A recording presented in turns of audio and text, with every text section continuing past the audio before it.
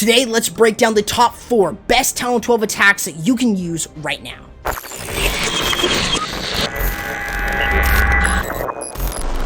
What's going on, my friends? My name's Corrupt, and today we are going to be looking at 4 of the best TH12 attacks that you can use right now. All these attacks are really easy to learn. Let's start here with the hybrid. Now, this base design is a very sort of similar internet base that you may typically see. May not exactly be the same, but very similar. Now, what are you looking for in a base design in order to use hybrid? Well, you should look at the enemy clan castle. That should be your number one thing to look at. Well, if you can do a queen charge up into this area where you're able to get rid of the enemy clan castle, but then also get rid of the town hall, maybe an inferno tower, expos, you can create some really good pathing for the hybrid itself. However, there's going to be one thing that does go wrong in this attack. So if he's able to sort of get rid of maybe this area of the base with the use of the queen charge, then the funnel over on the other side will be kind of like this, so he can send the hybrid in directly going in towards that eagle artillery. However, things are not going to go exactly to plan in this specific army, where you see that he has no super troops in his army composition, doesn't even have super wall breakers, so he's using just some normal wall breakers. It's an easy way to sort of get through nonetheless, and you can see from here that he's going to be using the king. The king is still a great way to sort of funnel your queen into the base and force her to go into the right direction. Now here you'll see that we're dealing with a really weird clan castle, balloon, and ice golem. It's not really as good as you may think, but in order to get this queen in while she's dealing with this, we can go ahead and use one test wall breaker. This is going to be enough in order for us to sort of see if there are any small bombs around the area, just to make it a little bit better for our attack. Unfortunately here, we do find that small bomb, and that way it gives us an idea to where we want to send in the wall breakers. Unfortunately, there's a tornado trap and giant bomb that is going to absolutely destroy the wall breakers. So you got to be very careful about those factors. So if you're going to be using regular wall breakers, use that test wall breaker to see where anything is. And along with this, you then want to be able to start creating the funnel, because now he has to go upon where else now can I get value from, and that's by letting this queen walk herself in to get rid of the town hall while this whole attack is going through. So what he's going to be able to use is the queen to kind of move in. The healers might switch onto the hybrid, which is completely fine. And as they're kind of pushing through, if the miners and hog riders miss the town hall, we've got the queen to be able to deal with that no problem. You've got the use of the Warden Eternal Tome to make it easier. And fortunately enough, we have some of those miners actually go directly over to the town hall, which is perfect. And he's able to use the heal spells here in order to sort of keep the miners and hog riders alive as they push through the bottommost part of the base, and also getting through the last multi-target inferno, and making it easier for this entire base design to go down. It's really, really simple though how you're able to use this. You just got to be very careful in terms of how you are planning on using it. But this is one of, if not the best attacks to use even early on. And you could use it with both a log launcher, and you can even go ahead and use it with a blizzard if you choose to do so. Next up, we have the Zap Dragons. This one is a really simple attack to really understand, and you can use it in a variety of different ways. For instance here, using the Zap Quake on 2 particular air defenses, but you don't want to just get rid of the air defenses. Try to also get rid of other structures. For instance, like this area. This is a perfect indication of something that you should get rid of by using the 2 lightning spells between the Inferno Tower and the air defense, and then using another 2 between a couple other structures. That way what you're able to do is get rid of a large amount of those buildings around there. And along with this, what you're going to be able to do from this is then use the other Zap Quake in an area where you can get rid of another air defense and another structure, or maybe another Inferno Tower. Now on this base in particular, there are 2. However, they are diagonal from each other, so that doesn't really make it a very good option. So instead, we want to get rid of these 2 air defenses here, and that way what it allows us to do is send in our dragons into this area. Why is that? Well, if you take a look at the sweepers, that is going to tell you a complete story. Being able to get rid of the air defenses and then going in behind the sweepers is going to be extremely important. So you'll see that we're going to drop in 2 lightning spells on the Inferno Tower and on the air defense on one side, and then we're going to use that Earthquake in order to get rid of them once we use the 4 lightning spells on top of that Inferno Tower, making it easier for things to move through. So now what we've got at this stage is the funneling. And one way that you can actually funnel is by using an Electro Dragon. It's incredibly good, and especially if you see a lot of buildings sort of touching, then you could use that Electro Dragon to your advantage. You never always have to use an E-Drag in only mass E-Drag attacks, but you can actually use it to create a funnel, which if you can get enough value for its 30 housing space, then that's even better. So this is a very simple attack where you're using the Electro Dragon to create the funnel. You can use a dragon or baby dragon on the other side, or you can even use a Sui hero like you see here with the attacker, and then you can drive in your dragons and balloons into the air defense and eagle artillery. Now you may be wondering, what about the town hall? Why not go in towards the town hall? Well, you can do that, especially if the sweepers aren't going to be blowing back your dragons, or you can use them behind the sweepers and use the battle blimp, where you're going to be able to get all the way across the base with the use of the Warden Eternal Tome to get right over to the town hall and taking it down by using the dragon, balloon, and sneaky goblins. That's going to be enough to easily drive through a majority of the base and making it easy for you to overwhelm it with so many dragons. Now you can still use the Stone Slammer with this, but you do need to either get rid of the town hall with the Sui hero, or you need to actually go in with your dragons into that area.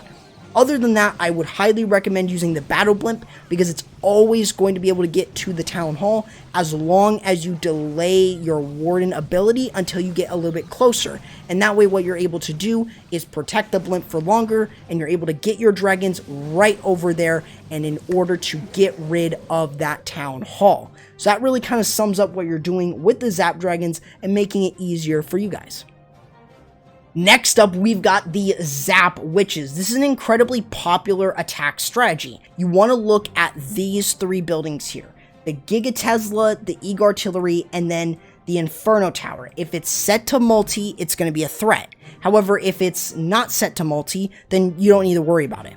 Now, the biggest thing here that what you're doing is you want to look at those 3 buildings, whether they're in either a line or they're clumped together. You want to be able to get rid of them with the witches or the heroes. And along with this, you want to use the lightning spells to get rid of the Inferno Towers on the left and the right.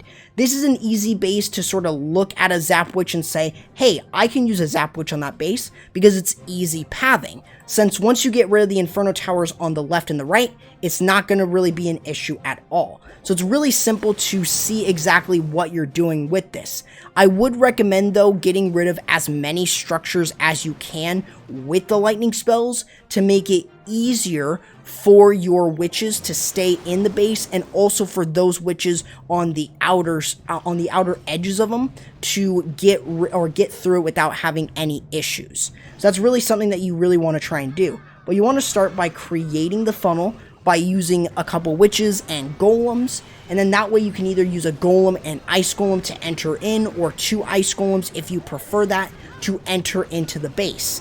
And you can see that we're using the log launcher here.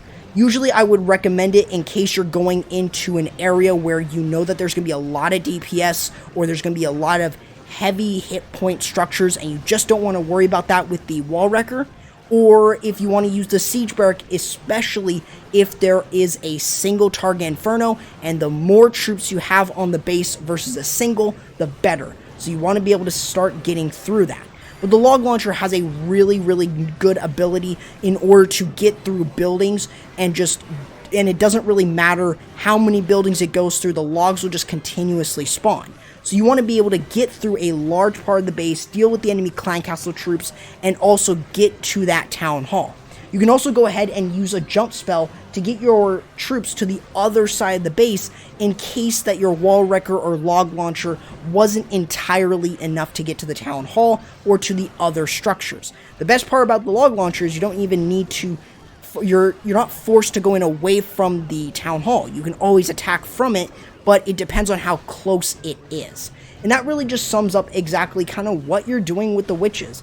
In this case, we did lose a lot of our witches on both the left and the right, but we do have a couple witches in the core of the base, being able to kind of support and stuff like that, where you've got the P.E.K.K.A, we've got a couple golems still left up, and that way we're still able to easily move through. This is one of the easiest attack strategies to use right now, and it's definitely safe to say that you can use this one consistently. Last but not least, we are going to be taking a look at the strongest, in my personal opinion, the Super Witches. They're incredibly powerful right now, and there really isn't a reason not to use them. Now, this is a really simple way to look at it.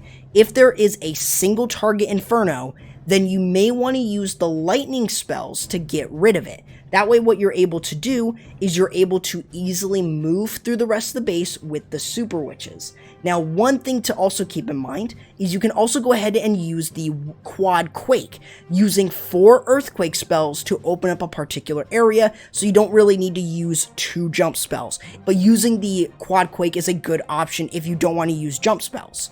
So here in this case, you're going to see the use of the lightning spells, of course, to get rid of the single target Inferno. But along with this, you may be surprised on what else could be used. You may be thinking, well, this attacker's probably going to be using a Warden Walk.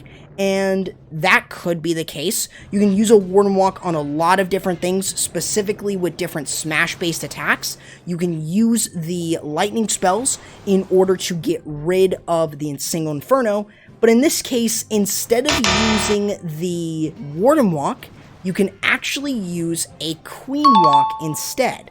And you can see that we're able to use the Queen, and then we're going to drop the healers right on top of her. So you don't always need to use a Warden Walk for this attack.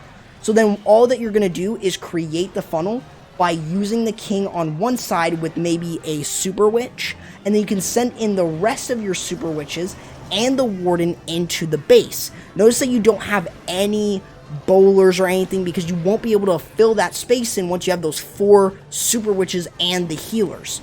So that way what you're able to do is then start pushing into the base. And a Lava Hound, like in this case, is just no match for those Super Witches. They just do incredible jobs, incredible work to get through. And you can see that we're able to use the first jump spell in order to get into the Eagle and multi-target Inferno compartment. We're using the Warden Eternal Tome in order to protect all of them as they move into the base, as that is going to be incredibly important. And eventually, we may even have that 4th Super Wizard or Witch start moving in with the rest of our attack. So it's very important that you're able to use your jump spells, your movement spells, to actually open up the base for your Super Witches. And that way they can get through a larger part of the base, keeping most of them alive, while maybe even having some witches from the clan castle instead of Hog Riders might actually even be a better idea. And this could even give you an idea instead of using a sort of Super Witch and Witch hybrid, you can actually still use Super Witches, but then bring in those witches from the clan castle to make it easier for your entire attack to move through, while having the skeletons there to support the big boys and, of course, the bigger Super Witches. And that way you're able to easily move through a large portion of different bases in order to get 3 stars. And that's actually the first time I'm actually seeing the regular witches with the Super Witches. It's actually really good when you have them in the clan castle. It's a lot better than you may think. So let me know what you guys thought about this video. It was something different, not a top 5, not a top 3. So hopefully you guys enjoyed it. Let me know in the comments below what you want to see next. I do really want to make my content better, and I do want to really strive to be a better creator in the future. So make sure you guys let me know in the comments below. Make sure you guys go ahead and subscribe to the channel, ring the notification bell, use code CorruptYT in the Clash Champ shop to save 10% off your purchase. Make sure you guys join my Discord server. I'll be catching you guys in the next video. Corrupt, signing out.